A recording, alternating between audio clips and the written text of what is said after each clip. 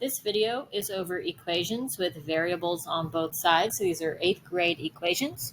Let's start with the first one. It says 6r plus 7 equals 13 plus 7r. Now, to solve equations with variables on both sides.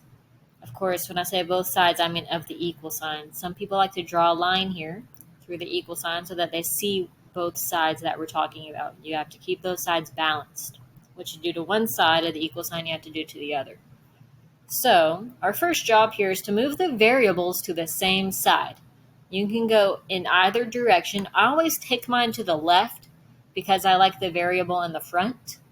Some people take the smaller number and move that one.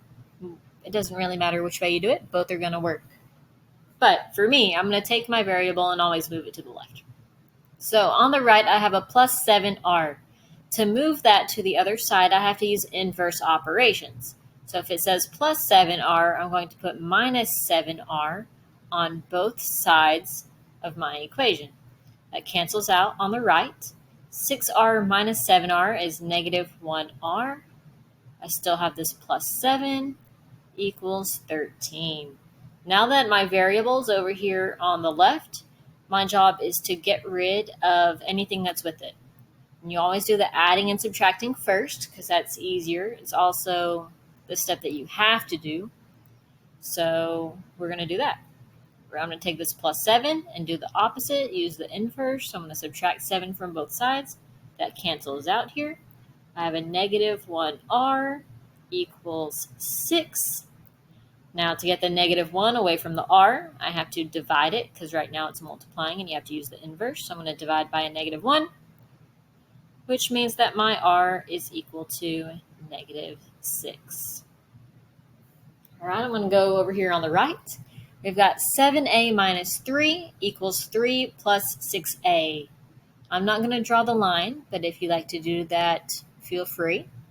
Over here on the right, I have a plus 6a, so I'm going to go ahead and subtract that from both sides. 7a minus 6a is 1a. I still have the minus 3 equals 3. Now on the left, I'm going to add 3 to both sides to get that to cancel out. So I get 1a equals 6.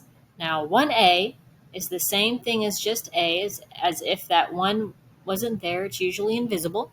But I'll go ahead and divide it out just so you can see that 6 divided by 1 is still 6. So these two mean the same thing. A equals 6. Let's scroll down just a little bit. For our next equation, I've got 13 minus 4x equals 1 minus x. Remember that if the variable doesn't have a number, there is an imaginary 1 in there, so you could write it in if you wanted to. I'm going to go ahead and move my variable to the left, so I'm going to add 1x to both sides. That cancels out. So over here, I've got 13 minus 3x equals 1. Variable's on the left, so I'm trying to move everything away from it to the right side. This 13 here is positive. A lot of people think it's negative because it's got a negative around it, but that negative goes with this 3. So I have to subtract this 13 from both sides. It gives me negative 3x equals negative 12. Dividing by negative 3 on both sides, and x equals 4. Over here on the right, we have n plus 2 equals negative 14 minus n. Again, I'm going to go ahead and put my variable there. It's a minus 1n or a negative 1n, so I'm going to do the opposite and add 1n to both sides. This n also doesn't have a variable, so I'm going to go ahead and put a 1 in front of it.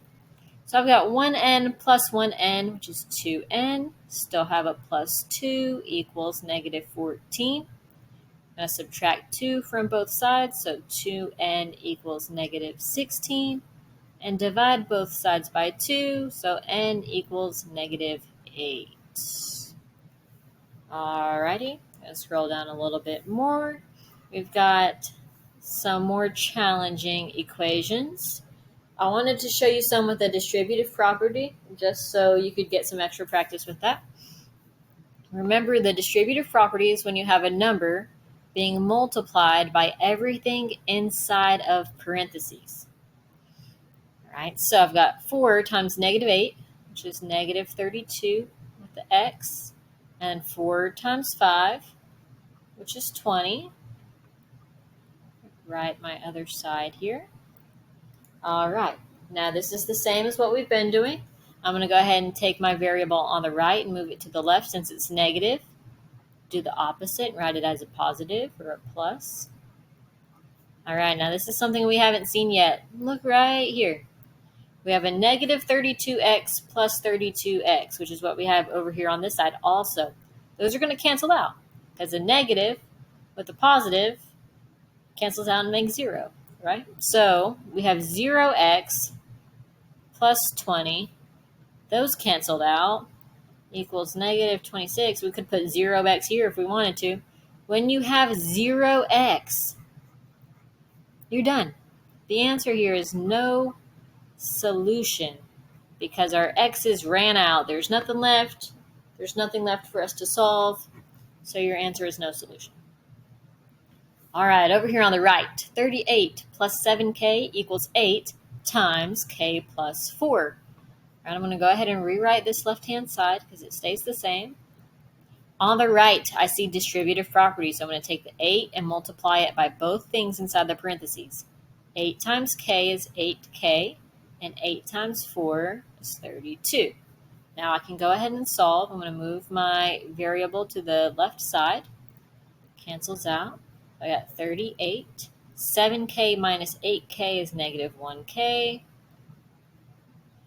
Alrighty, so now I got to move my 38. It's positive, so I'm going to subtract or put a negative, however you want to think about that.